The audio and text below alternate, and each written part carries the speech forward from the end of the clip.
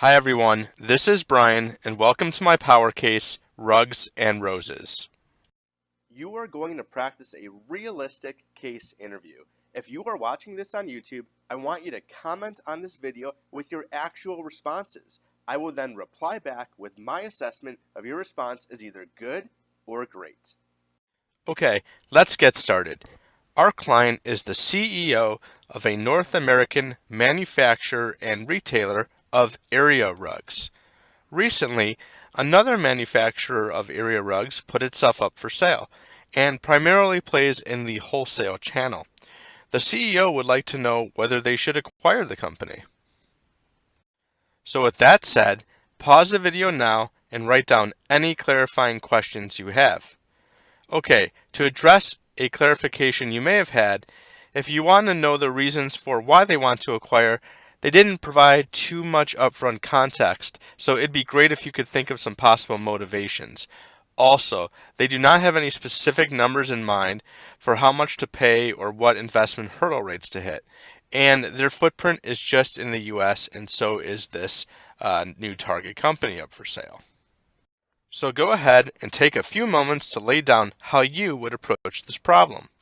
Pause the video now, write down your structure, and then say it out loud. Now, I'm going to talk through an example of a good, typical case structure. Okay, well, I'd like to understand the revenue or cost synergies as the potential motivation. So, do we have information on how big the revenue synergies are or the cost synergies? I'd imagine they might be able to increase their presence in wholesale faster and that they'd be able to save on some manufacturing costs since the combined company would have bigger scale. And then I'd like to understand the target's financial health. So do we have a view on what their financials look like and if they're trending positive or negative?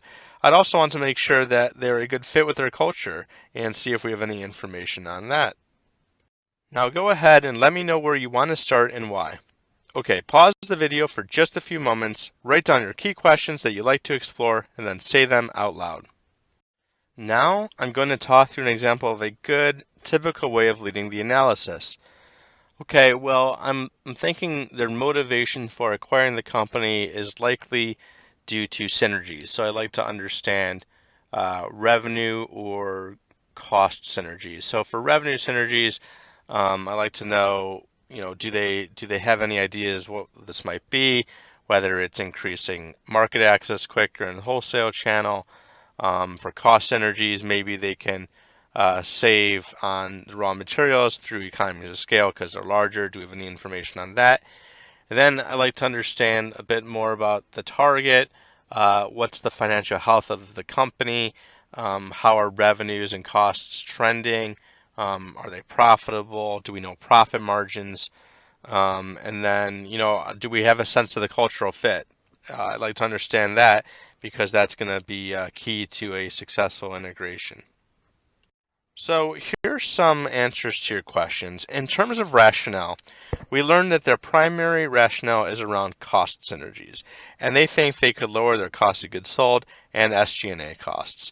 Now, there isn't too much value in the increased access to the wholesale channel, nor is there value in preempting the competition, but those were great thoughts that you had. In terms of the target diligence, we do have some information on the target's financials that we can share in an exhibit. They are comparable to us in terms of product, brand strength, and customer satisfaction. They don't have any lawsuits pending, and we do believe they have a strong cultural fit with our client. In terms of your other considerations, we do believe the acquisition would distract management from a recently important growth area they announced to shareholders, which was to excel in all of their retail stores. We don't have specific information on costs and time for operational concerns and process integration, but we do think they are significant. Here's some information the client provided about their financials and the target's financials. In taking a look at this exhibit, what are your initial observations? What information would you like to know next? Pause the video for just a few moments and talk out loud what you're seeing. Here's some information the client provided about their financials and the target's financials. In taking a look at this, what are your initial observations? What information would you like to know next? Okay, pause the video for just a few moments and talk out loud how you'd estimate this. Now, I'm going to talk through an example of a good, typical way of uncovering the nuggets. So, in taking a look at the exhibit, it's clear that the target is actually not profitable. We are making $5 million in profit while the target is actually losing $2 million in profit, and therefore the target is probably not attractive to acquire. I'd like to know if maybe the target's costs are projected to go down in the future, or if their sales are projected to increase, because this might increase their attractiveness. The client provided you with some additional information.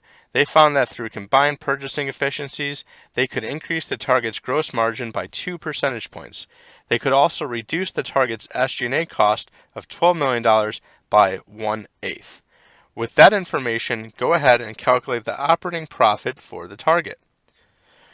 Pause the video for just a few moments and talk out loud your math calculations.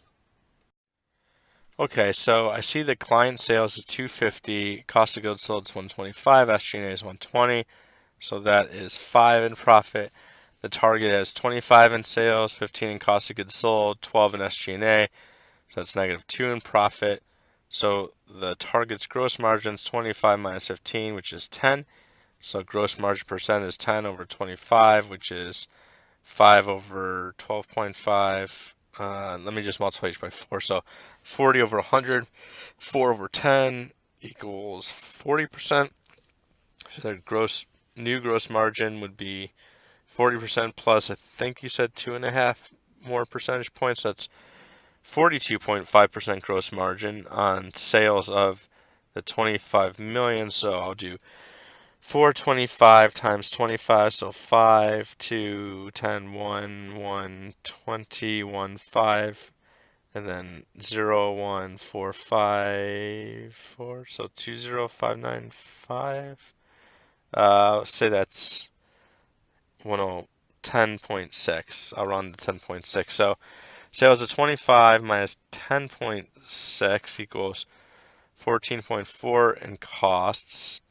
So 25 minus 14.4 in cost of goods sold is really 10.6 in margin, gross margin. Okay, so now I need to figure out how much less SG&A they have. You said they're going to reduce it by an eighth. So an eighth of 12 is 12 over 8, which is 6 over 4, which is 3 over 2, which is 1.5. So they're going to go from 12 to minus 1.5, so 10.5.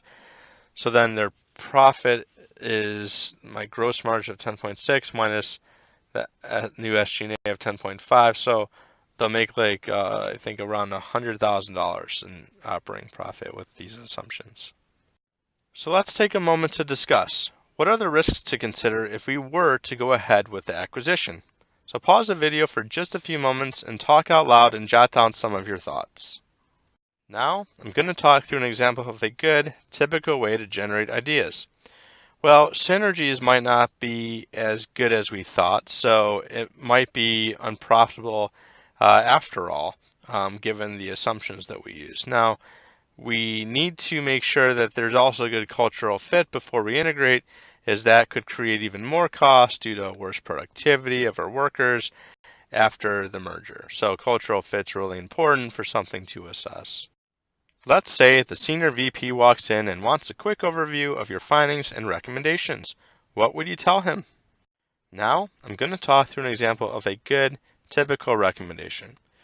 I don't recommend acquiring this company. The company is not profitable, even if we were to integrate, and there are likely a number of integration risks involved, like managing the transition and the cultural fit assessment component.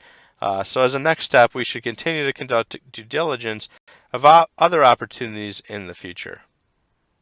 Now that you finished the case, I want to remind you to comment on this video with your actual responses. I will then reply back and score each of your responses as either good or great. Go ahead and pause the video now so you can see how I would grade you. What you just saw was a realistic example among the top tier consulting firms. The responses that you heard are what I would consider to be good, but not great answers.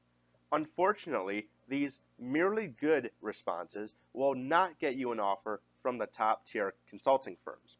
Given the intense degree of the competition, only great performance will virtually guarantee an offer. If you were to take away just one thing, it is this fact: the bar to pass is much higher than you think. You need to see and practice what great performance looks like. So to see the same case with a top 1% performance, just go to passthecase.com/great.